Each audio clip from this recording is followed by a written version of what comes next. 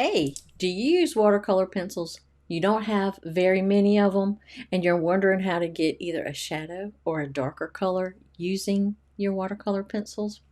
Hi, if we haven't met yet, I'm Viv with Viv's Art, and this is your Tuesday's tip to help save you time, money, or make you a better artist. So, there are three ways that I can show you how to get a darker color when you have a limited amount of colors in your toolkit. Okay, three ways. First way, let me click on it.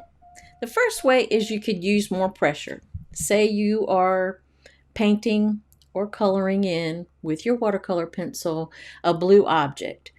You get a nice even layer of the blue on there, and then you'll want to press harder where you want it darker or where you want the shadow.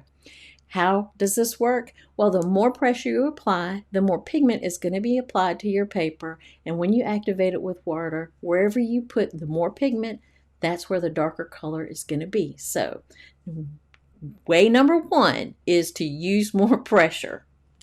Way number two is to use a darker color. Maybe you do have two colors or two shades of the same color. You have a light blue and a dark blue. Again, you just apply your pigment in a nice even way with the light color first. You just, whatever object you're coloring, nice even pigment. And then wherever you want it darker or have a shadow, then you use your darker color right over it. Right over, just in the spot though that you want your darker color or your shadow.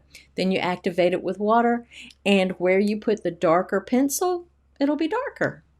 Now the third way is layering. Okay, say you only have a few, maybe a set of 6, set of 12, whatever. You only have one green in your set. You don't have a light green and a dark green, but you want to do a leaf and your leaf has a shadow on it, or your leaf has some darker veining on it, something like that.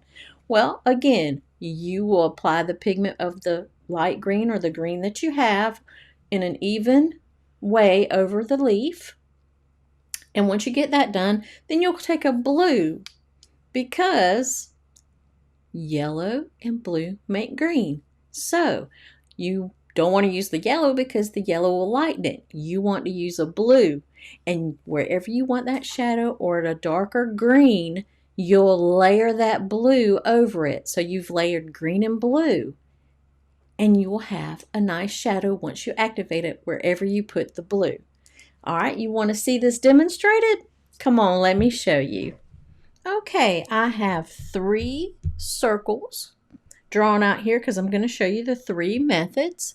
Now, say you only have one blue in your kit that you have in your watercolor pencil collection. You have one blue. So you need to make some shadows, or you need to make it darker. So what you'll do is first, whatever the object that you are going to paint with this blue, you'll just apply an even layer using just not that much pressure at all. You'll just put an even layer over the object, and then where you want it darker, say we want it darker on this outer, I was going to say Outer Banks because I'm in North Carolina and I was thinking Outer Banks, but if you want it on this outer edge, don't mind me, sometimes my mind floats away.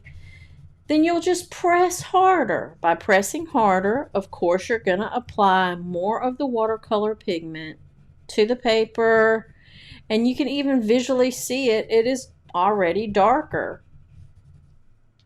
So you activate it with some water. Just take your brush, activate it, and you will see that where you applied the pressure harder, it is much darker in that area. So that's one way to get a darker shade or a shadow. Another way is to use 2 colors. Say you do have a light and a dark blue. All right, then you just apply your light watercolor first, and you're just using normal pressure. You're not pressing too hard. You're just normal pressure. And you cover your object that you want to paint. Then you'll take your darker blue, and again, we're going to go over here on this outer edge, and you don't even have to apply you don't have to press harder. You just, the regular amount of pressure, the same as you used for the light blue. You'll just put that on there. And then when you activate it, it's going to be darker blue in the area with the darker color watercolor pencil, and lighter blue with the lighter color. So that's the second way. You just use two different colors. You'll use a lighter one and two different shades of the same color, a lighter one and a darker one. Okay, but now we want to paint a leaf. We have one green. We don't have a darker shade of green. And we want it to be really a lot darker than the darkest shade of this green can be. So what do? Well, we'll just put, again, a light layer of pigment from the watercolor pencil. You don't have to press hard, just your normal amount of pressure. And then you'll take blue. Blue and yellow make green. So a good way when you want to make a shadow on something green is to use blue. And you can just layer it. So this is the layering method, right over top of the green where you want it to be darker. You don't have to use any extra pressure, just the normal amount. Then you'll layer a green, put another layer of the green that you're using, and then another layer of the blue to end it, to finish it off, and then activate it with the water, and you'll have a nice, rich, deep shadow where you layered those colors, where you layered the blue and the green, and the green that you didn't layer is going to be a nice pale green where you want the highlight.